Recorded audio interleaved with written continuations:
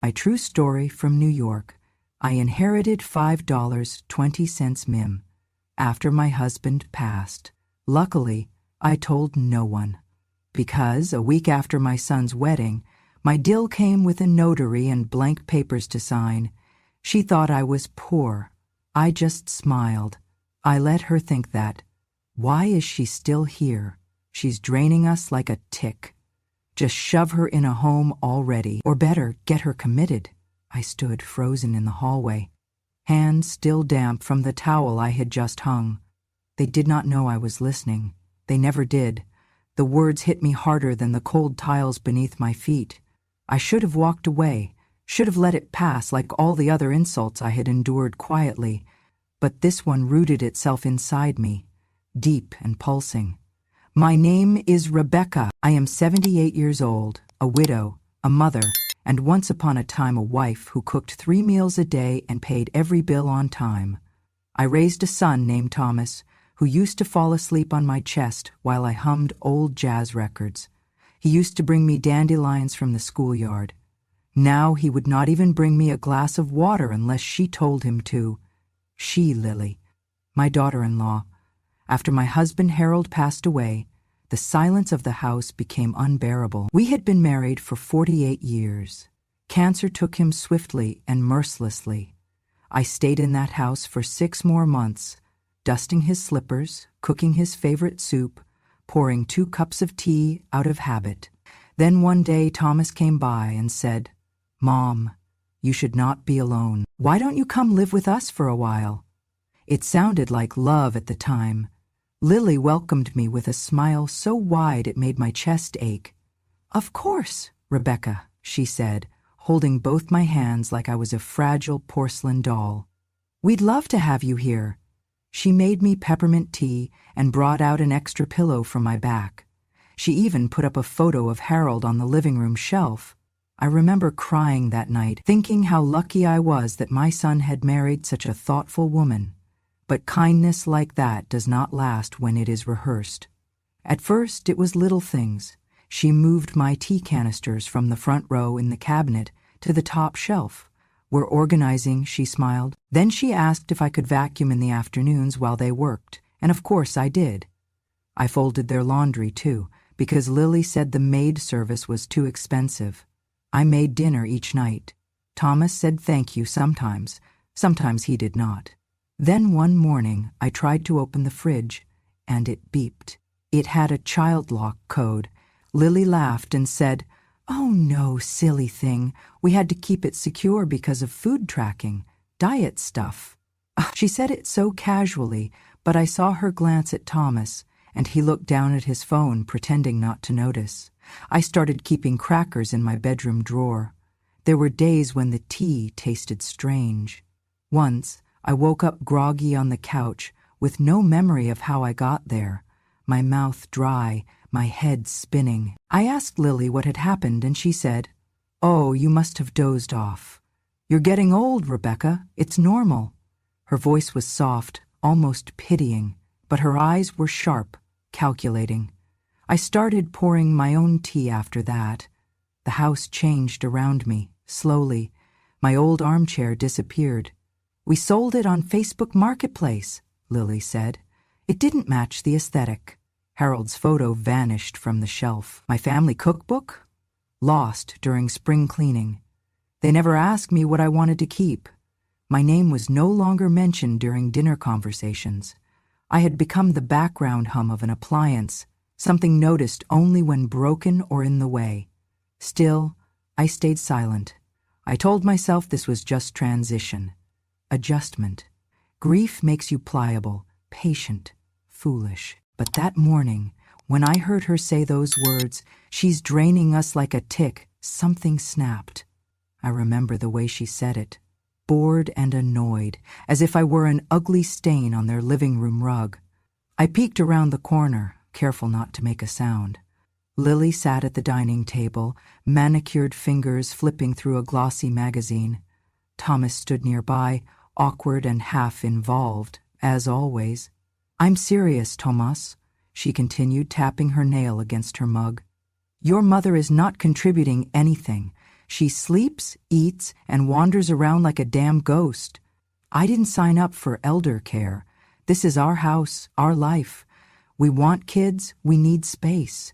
We can't do that with her lurking around." Thomas sighed, but he did not disagree. "She'll say no," he mumbled. "She won't," Lily said. "She's too tired to fight. We just need a doctor's note or something. She's already halfway there. You saw how confused she was last week." I was not confused. I had been awake for 36 hours straight because the sleeping pills she had slipped into my drink had left me groggy and anxious. But I had cleaned their bathroom anyway. "We get her evaluated," Lily went on, "and then, if the results are promising, we proceed, conservatorship or whatever. At her age, it'll fly through." Thomas ran a hand through his thinning hair.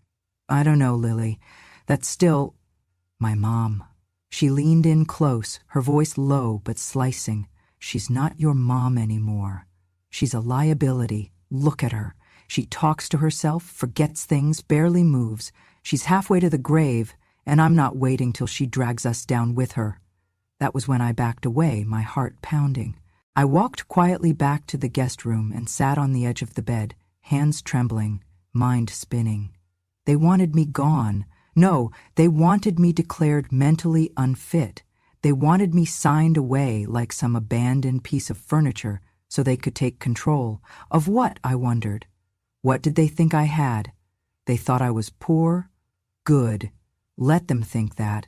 They never asked what Harold left behind, never wondered why I never cashed the joint account, never saw the locked drawer in my nightstand where I kept his last will and testament, the one that named me sole beneficiary of $5,200,000, 0 cents in investments and real estate quietly sold off the year before he passed.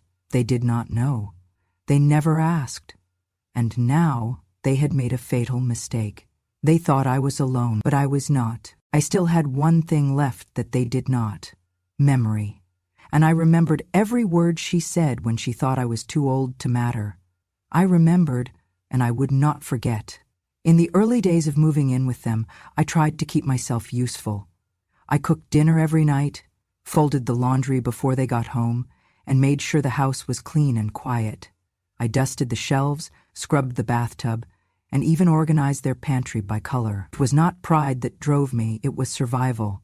If I could be helpful, if I could blend into the wallpaper, maybe they would let me stay in peace. No one knew the house belonged to me. After Harold died, everything was transferred into my name, including the deed to the house Thomas now lived in. We had bought it when he started college, thinking it might be an investment for his future. But we never told him.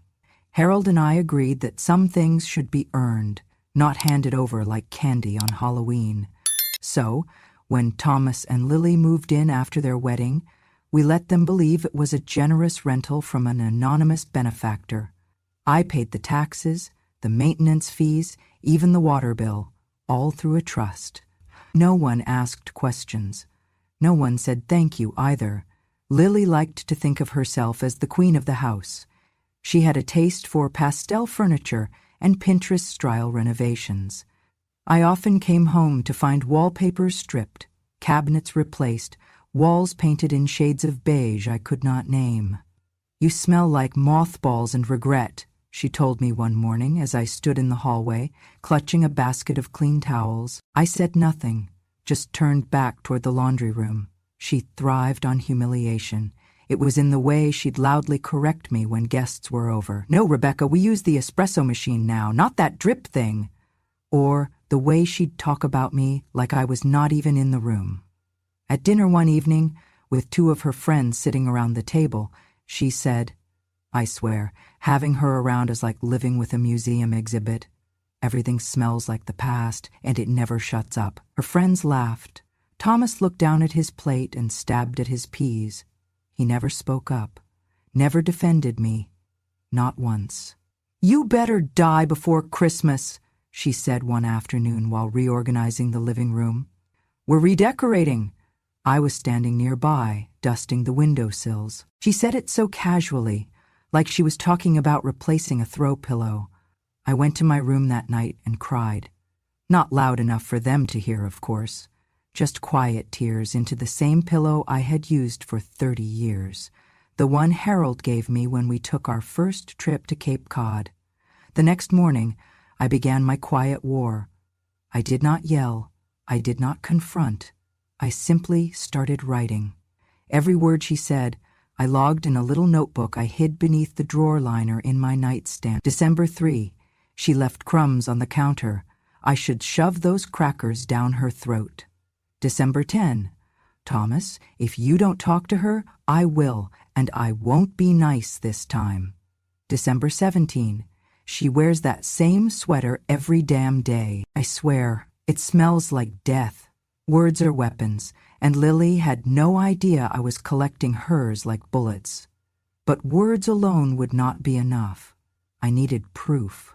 So I took one of Harold's old picture frames, a heavy oak one with a floral border, and hollowed out the back just enough to place a mini voice recorder inside. I positioned it on the mantel in the living room, angled just so. Each night, while they slept, I downloaded the day's audio to a flash drive I kept tucked in the lining of my purse. I gave it a label they would never check. Church Hymns 19801987. For weeks I kept recording. I captured her telling Thomas I was faking my forgetfulness, that I was exaggerating my age. I captured the way she scoffed when I asked for help carrying groceries, the way she laughed when I mispronounced the name of her hair serum, the way she hissed, "She's a parasite," when she thought no one was listening. But I was always listening, and I was learning something important. Lily was not just cruel, she was calculating. She had a way of turning everything into evidence against me. If I dropped a glass, it became another sign of decline. If I forgot to put the milk back in the fridge, it was dementia, clearly. She kept a private folder on her computer called Rebecca Notes. I saw it once, briefly, when she left the screen unlocked. It listed every mistake I had made in the house since August. She was building a case against me. Slowly, meticulously. It terrified me. But it also woke something inside me I had not felt since Harold died. A fierce, quiet strength. I was not crazy. I was not weak. And I was done pretending not to notice. Dinner was quiet that night. Too quiet.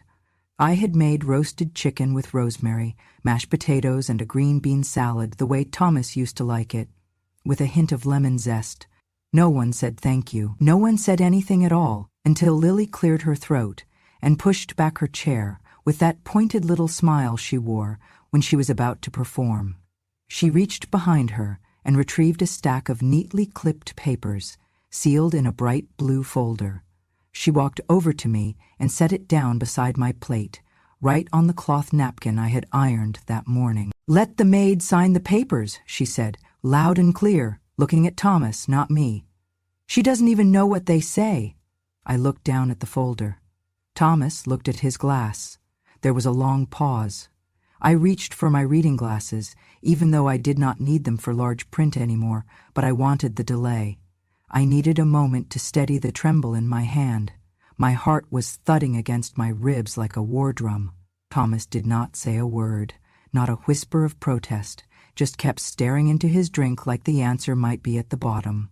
I opened the folder slowly, deliberately, page after page of legal language, dense, small font paragraphs, words like durable power of attorney, revocation rights, and asset transfer. It was dressed up like estate planning, but I had seen enough paperwork in my lifetime to know this was no mere housekeeping. They were trying to take control of everything.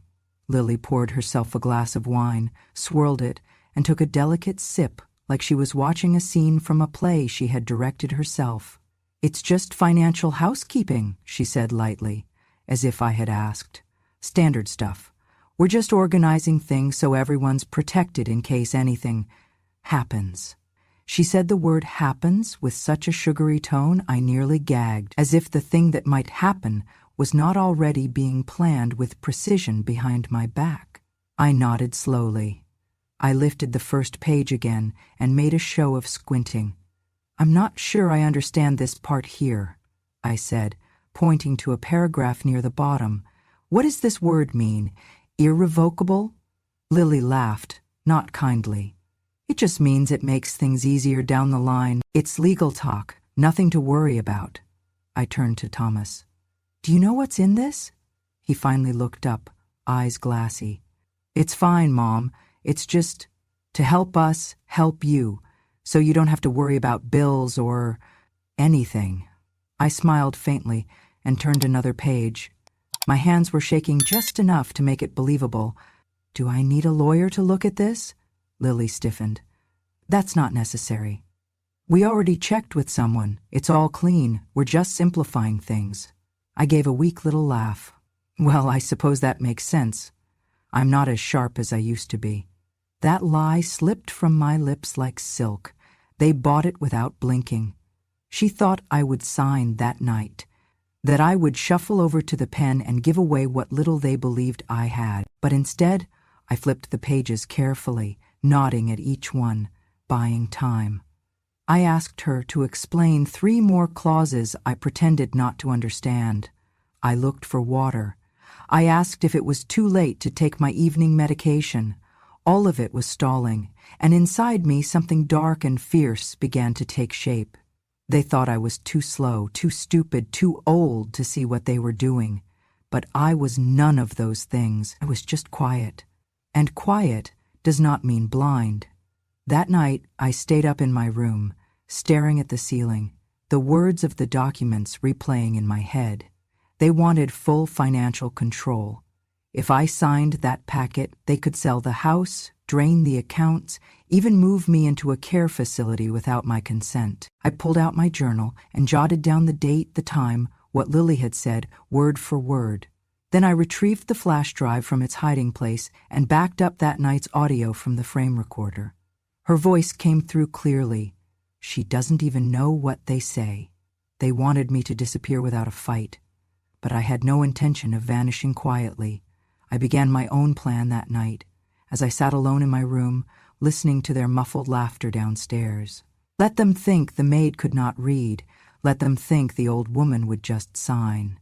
It started with a smile, as most of Lily's traps did.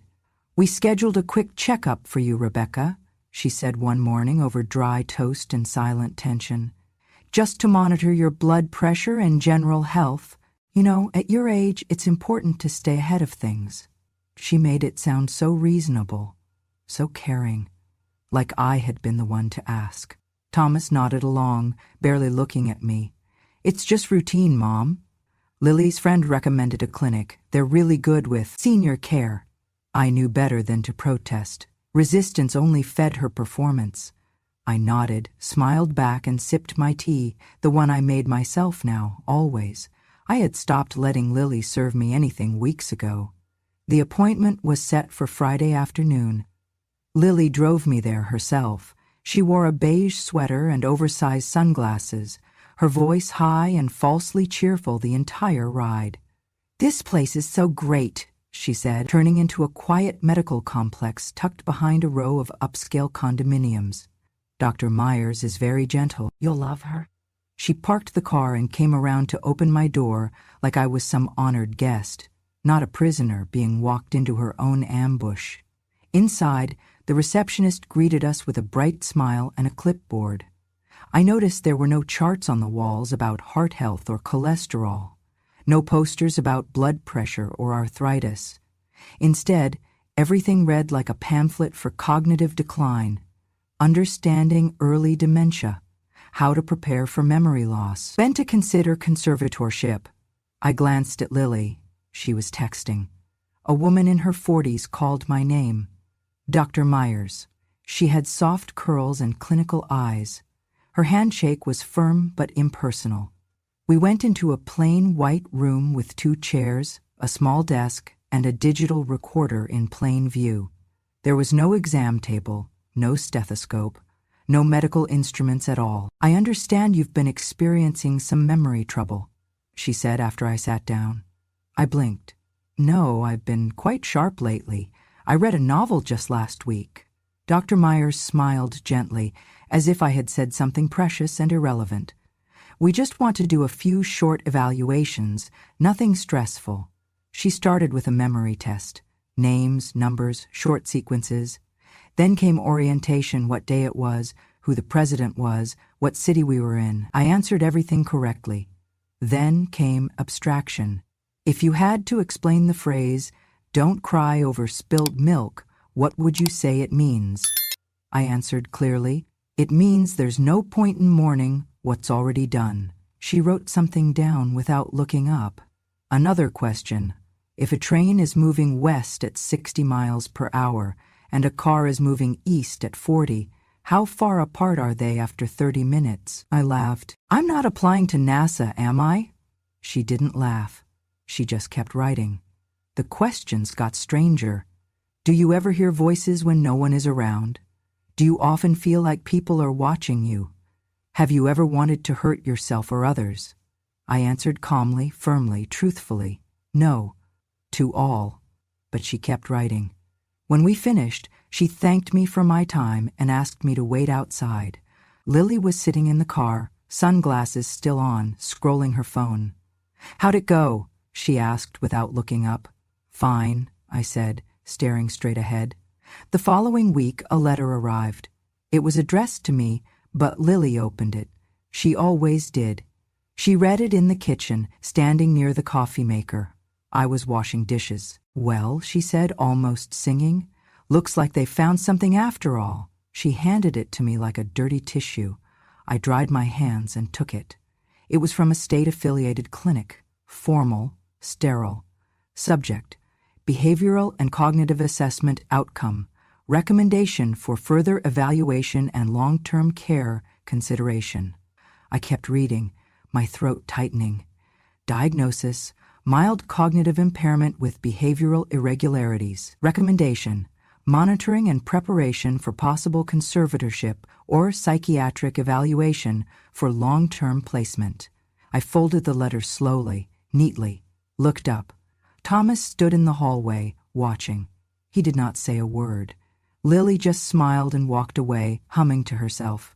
They were doing it. They were laying the groundwork to have me declared legally incompetent so they could take control of the house, the accounts, every dollar they thought I was hiding. They believed that once I was out of the way, locked in some white-walled facility, the rest would be easy. They were wrong. Because I had recorded every conversation, I had backed up every file.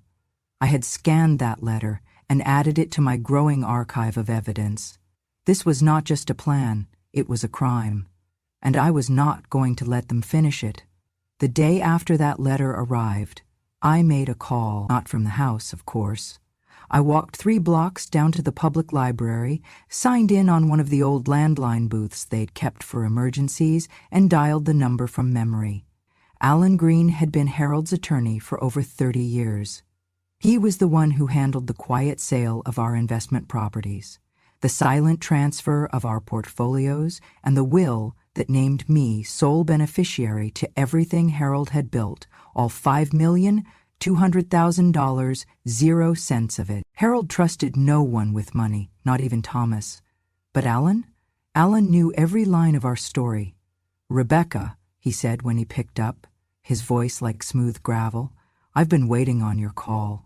We met that Friday, in a quiet downtown office nestled between a dentist and a bakery. He poured me chamomile tea and shut the blinds before we spoke. I pulled out the USB flash drive, the small black notebook, and a stack of printed emails, letters, and copies of that so-called medical report. Then I pulled the recorder from my coat pocket. He listened. For nearly 2 hours, his eyes grew colder with every clip. Lily's voice rang out, again and again. "She's a parasite. She doesn't even know what she's signing. Just get her committed." When it ended, Alan exhaled through his nose. "You've been patient," he said. "Too patient. This is premeditated elder abuse, Rebecca. This is criminal." I nodded. "She's trying to make me disappear." "No," he corrected. "She's trying to make you disappear legally. She wants power of attorney. Once she gets that, She can sell your house, close your accounts, and place you wherever she wants, and there's not a damn thing anyone could do after the fact. I sipped my tea.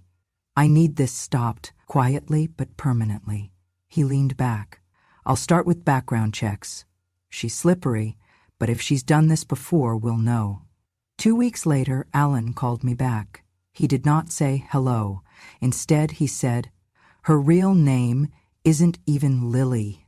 My spine straightened. I held my breath. Her legal name is Celia Howard. Lily is one of 5 aliases she's used in the last 10 years. She's been married 3 times before, that we could confirm. 2 of the husbands were more than 30 years older than her. Both died within 1 year of the wedding. Causes of death? Natural causes, he said grimly. One had a heart attack, the other fell down a flight of stairs. And insurance? Both cases, the widows collected substantial life insurance payouts within 90 days, nearly $500,000 each. I put the phone down and closed my eyes.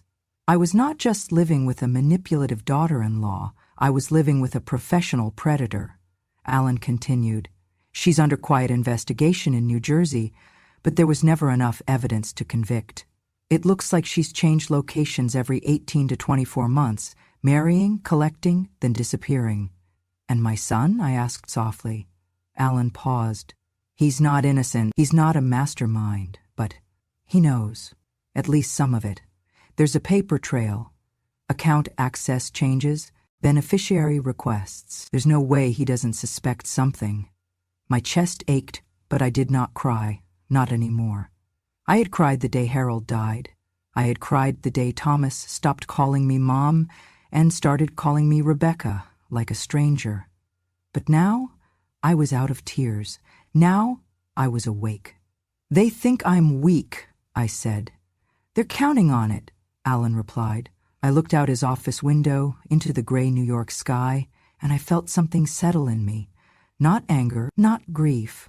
Something sharper, something old and unbreakable. They won't see what's coming, I said. Alan smiled.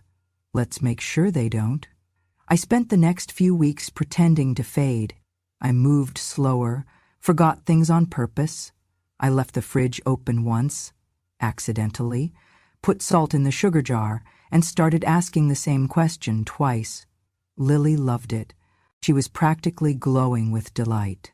She's getting worse, she whispered one night, knowing I could hear her. I told you. We're doing the right thing. Thomas nodded, his eyes flickering toward me, then away.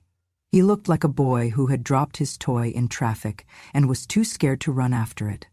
They thought I was unraveling, but I was preparing.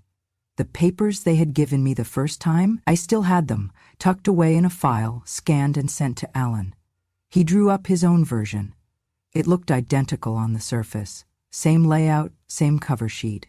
But what I signed would not be the death of my freedom. It would be the beginning of their undoing.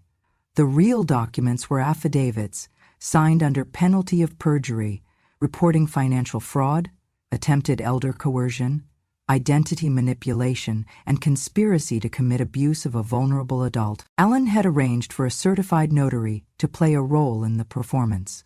I had one job: act the fool and sign. The day arrived like a shadow. Lily woke me early. She was wearing a pearl-white blouse and beige pants, like she was going to brunch at a country club. Her smile was syrupy, her hands annoyingly gentle as she helped me into a fresh cardigan. Today's going to be a good day, she cooed. We're just wrapping up some paperwork. After this, you won't have to worry about anything ever again. Thomas sat at the kitchen table, silent, pale.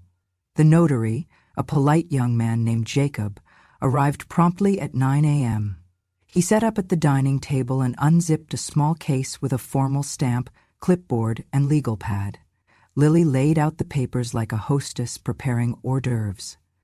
This is the final version, she said, sliding them in front of me, just a few signatures and initials. I blinked slowly, adjusting my glasses. What's this part about again? She leaned in. It just says you're giving us permission to help manage the house and accounts. You know, help you with your bills, your medications. It's a blessing, really. Jacob cleared his throat and looked at me. Mrs. Reynolds, are you signing these documents of your own free will? I nodded. Do you understand what these documents entail? I smiled faintly. Yes, very clearly. Lily beamed.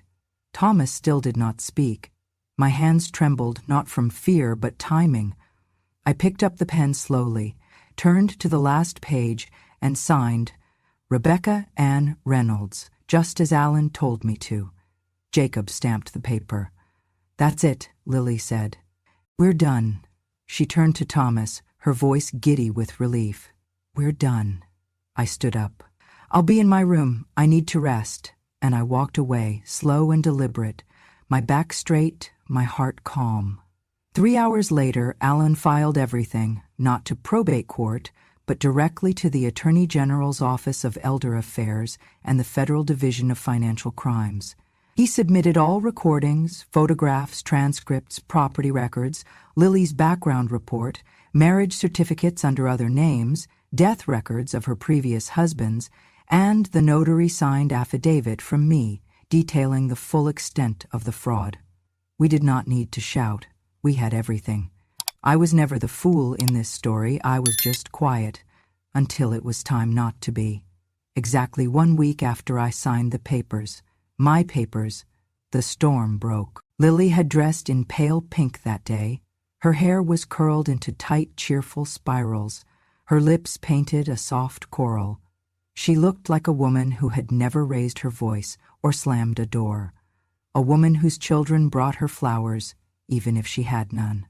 The school's annual Parent Association meeting was being held in a modest gymnasium not far from our neighborhood. Lily had been invited to speak, a short 5-minute slot before the voting for Mother of the Year, an award given by the district to recognize excellence in parenting and community service. I suppose she thought her victory lap was about to begin. Thomas drove her there. He was wearing a navy blazer and a lost expression. I watched them from across the street, parked in the back of Alan's sedan, dressed in an old trench coat and wide-brimmed hat. No one noticed me. No one ever did when I did not want them to. Inside the gymnasium, folding chairs had been arranged in neat rows. A makeshift stage had been set up. PTA mothers fussed with banners and paper name tags. Lily took the microphone. She smiled to the audience like a queen on Easter morning. And then the doors opened. 2 men in dark suits entered first. Behind them, uniformed officers. The room went still. Gasps rose. A chair screeched backward. One mother clutched her pearls like something from a movie. Lily Howard, the taller agent said, you are under arrest for identity fraud, conspiracy to commit elder abuse, attempted financial theft, and interstate insurance fraud. Lily blinked. Once. Twice. Then the color drained from her face. I don't understand, she stammered, her voice cracking. There must be a mistake. Thomas stood beside her, motionless. His mouth opened, but no sound came out. The agents moved forward, read her rights, and placed her wrists in cuffs. The badge flashed. Cameras clicked. Someone's phone recorded it all. She did not look elegant anymore. Outside, the press had already begun to gather. Alan had sent anonymous tips to several local outlets, just enough to ensure the story would not disappear quietly, just like she had hoped I would. I stood behind the caution tape, silent. She was led out the front door, and for one suspended moment, our eyes met. She froze. Her jaw tightened. I didn't smile. I didn't wave. I just looked at her. The same way she used to look at me when I stood too long in the kitchen or took up too much space in the living room. Except now the space was all mine. She broke eye contact first. Thomas turned next. He saw me. He took a step forward, just one, and then stopped. We stared at each other for several long seconds, mother and son, the chasm between us wider than the sirens screaming down the block. He opened his mouth. I turned and walked away.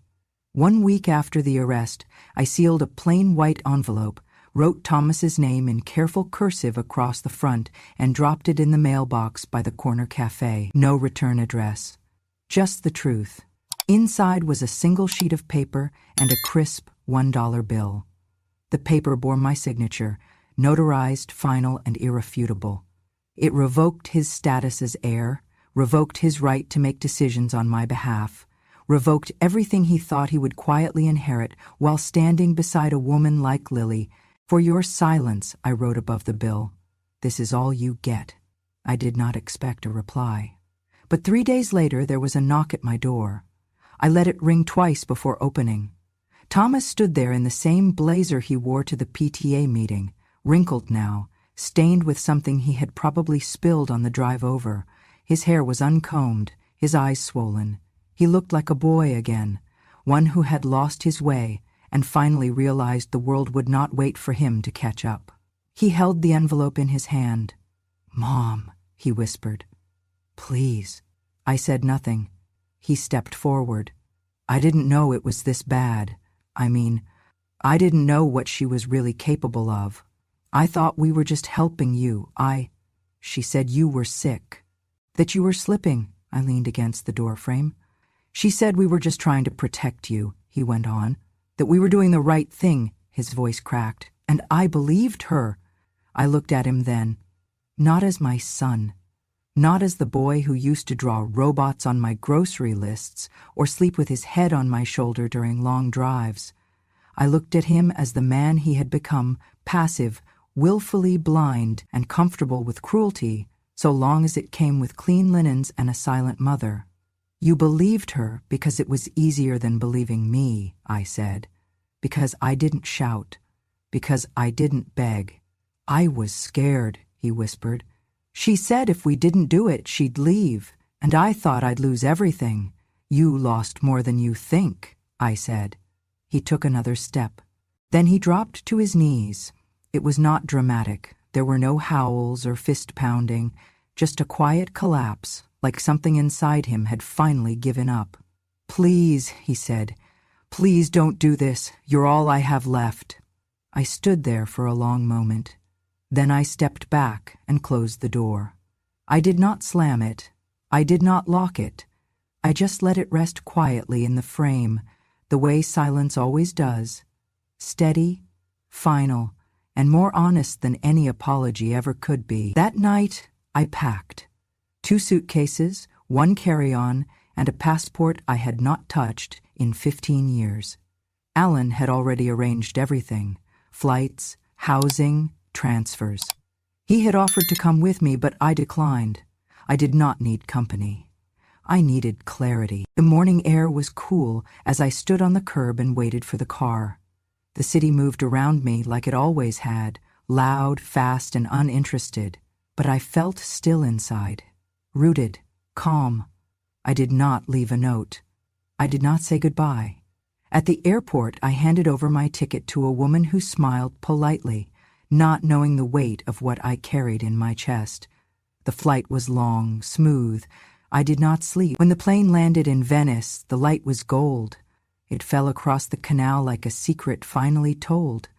I stepped out of the terminal, breathed in the sharp scent of salt and old stone, and smiled. Not the smile I used to give when pretending everything was fine, a real one, the kind that lives in the back of your chest until the day you finally remember who you are. I took a water taxi to a small inn near the Rialto Bridge. My room was simple: white sheets, arched windows, a tiny balcony overlooking the canal. That evening, I sat out there with a glass of wine and watched the sky go from tangerine to lavender. No one asked me to cook. No one asked me to sign anything. No one told me I smelled like mothballs and regret. I was free, truly free. I thought about Harold then, how he used to joke about retiring in Italy. One day, he'd say, when we're too old to matter, we'll go where no one knows us and live like emperors in disguise. I whispered into the wind. We made it, love. I made it. The next morning I went to the open-air market and bought myself a bouquet of sunflowers.